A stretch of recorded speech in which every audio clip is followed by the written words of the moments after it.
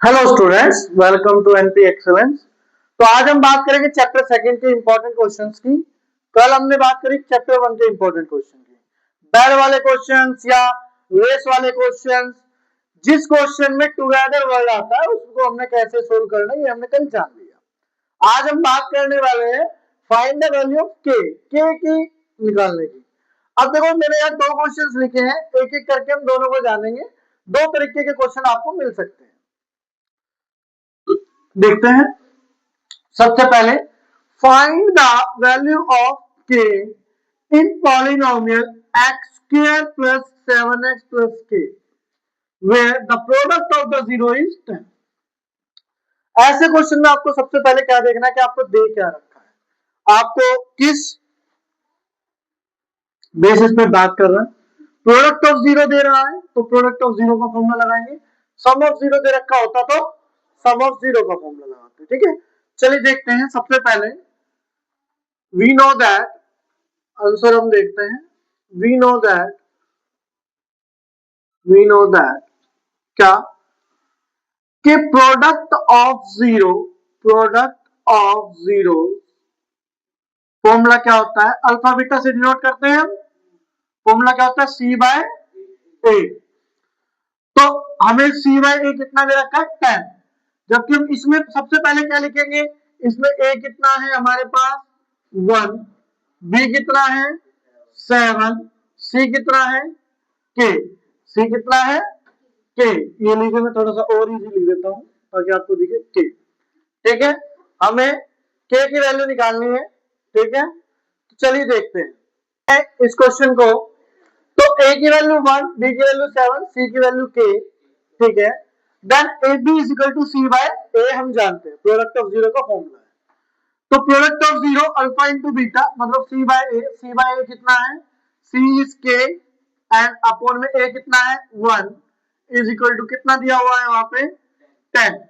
1 multiply so divide उधर multiply क्या होगा, तो क्या हो जाएगा के इज इक्वल टू 10 मल्टीप्लाई 1। तो के इज इक्वल टू में 10। के की वैल्यू कितनी आ गई आपकी 10। मैं जानबूझ के किया, मैं चाहता तो आपको डायरेक्ट 10 लिख सकता था, बट मैं इसलिए किया क्योंकि कोई भी और वैल्यू भी हो सकती है। जो भी वैल्यू होगी वो उधर जाके मल्टीप्लाई हो जाएगी, ये ध्यान रखना है आप लोगों को। ठीक है, तो क्या क्या ध्यान रखना है मैं आपको ऐसे क्वेश्चंस में। सबसे पहले एबीसी की वैल्यू लिखनी है। उसके बाद आपको दे क्या रखा है, शून्यांकों का योगफल दे रखा है या गुणनफल दे रखा है, मतलब प्रोडक्ट ऑफ जीरो दिया है या सम ऑफ जीरो दिया है। वो अगर जो भी चीज दी हुई है आपको उसी का ही फॉर्मूला आपको यूज करना है। बात समझ गए। एक दूसरी चीज कौन सा क्वेश्चन मिल सकता है आपको, if one zero of the polynomial 6x square minus 7x minus 3 is 3/2 find the other. आपको एक शून्यांक दे रखा है, एक जीरो दे रखा है 3/2। पॉलिनोमियल क्या है, ये रहा। निकालना क्या है, अदर। ठीक है, तो इसमें सबसे पहले अपना काम वही, ए कितना है आपका 6, बी कितना है आपका 7, सी कितना है आपका 3, -3 माइनस। देखिए ये मैं पहले ही बता चुका हूं, इसको कैसे निकाला जाता है, कंपेयर करके। क्वाड्रेटिक इक्वेशन जो होती है ax square plus bx plus c equals to 0 के साथ कंपेयर करके इसको एबीसी की वैल्यू को निकाला जाता है। बात समझ गए। तो एबीसी की वैल्यू जब हम निकालते हैं तो हमारे पास क्या आता है, ए ये बी है और सी है। हमें पता है हम दो चीज देखेंगे, हम दो चीज देखेंगे। क्या क्या क्या क्या देखेंगे हम लोग, कि अल्फा और बीटा। तो देखिए सम ऑफ जीरो की अगर हम बात करें, sum of zero, sum of zero क्या होता है, सम ऑफ जीरो क्या होता है, alpha plus beta minus b upon a. Very good. तो alpha plus beta is equal to minus b मतलब माइनस माइनस अपॉन में ए कितना है 6। तो alpha plus beta is equal to minus minus plus हो गया 7/6। ठीक है, अच्छा जी। अब देखिए अगर मैं इस फॉर्मूले से बात करूं तो आपको एक जीरो दे रखा है। ठीक है जी, मतलब अल्फा या बीटा में से एक दे रखा है आपको। तो अगर पॉजिटिव हो तो आप उसको अल्फा लीजिए, और अगर वो नेगेटिव दे रखा हो तो बीटा लेके चलिए। ठीक है, तो हम क्या करेंगे, अल्फा मान लेते हैं 3/2, alpha is 3/2 plus beta equals to 7/6।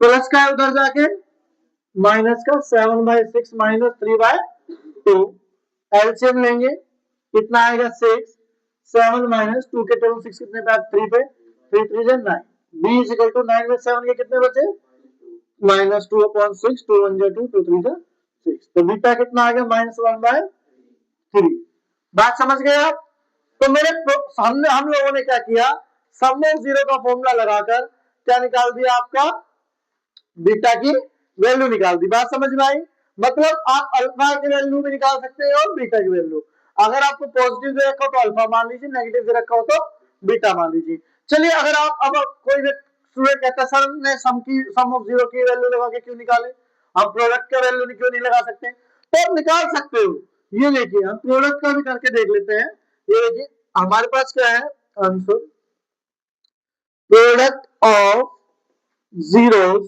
Product of zero का क्या होता है अल्फा इंटू बीटा फॉर्मूला क्या होता है सी by A alpha into beta मैं आपसे क्या कह रहा हूं इसको क्या मान लीजिए अल्फा क्या मान लीजिए अल्फा तो मतलब 3 अल्फा इज 3/2 मल्टीप्लाई बीटा सी कितना है आपका -3 तो ए कितना है आपका 6 तो 3 1 जा 3 3 2 जा 6 मतलब कि 3/2 multiply beta is equal to -1/2 simple अब देखो 2 डिवाइड में उधर जाके मल्टीप्लाई में -1/2 मल्टीप्लाई 2 3 मल्टीप्लाई में उधर जाके डिवाइड में 2 से 2 कट गया बीटा कितना है -1/3 देखिए आंसर आप देखोगे तो क्या मिलेगा आपको सेम अब चाहे आप सम ऑफ जीरोस का फॉर्मूला लगा के निकालो चाहे आप प्रोडक्ट ऑफ जीरो का फॉर्मूला लगा के निकालो आंसर आपको क्या मिलना है सेम और दोनों के दोनों मेथड क्या है बिल्कुल करेक्ट है गलत इनमें से कोई सा भी मेथड नहीं है ठीक है दोनों क्वेश्चंस को ध्यान से देख लेना